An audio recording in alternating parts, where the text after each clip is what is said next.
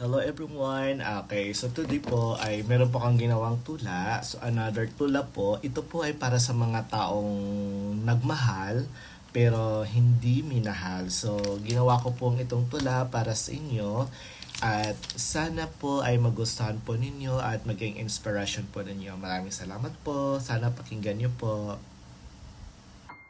Nagmahal pero hindi minahal by Mark Hugo. Sa pag-ibig, minsan tayo'y nagmamahal, ngunit ang puso'y hindi laging sinusuklian ng katumbas na damdamin.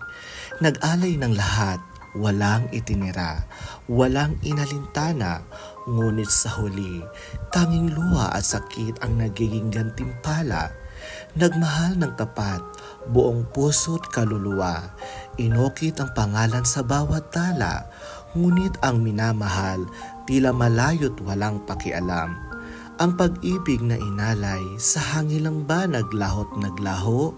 Sa bawat mahal kita, na walang tugon, puso'y unti-unting nadudurog, nagiging bato.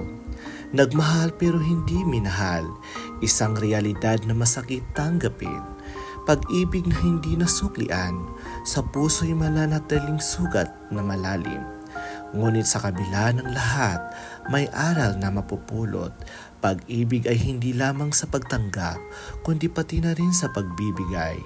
Nagmahal pero hindi minahal, hindi ibig sabihin ay kulang ka.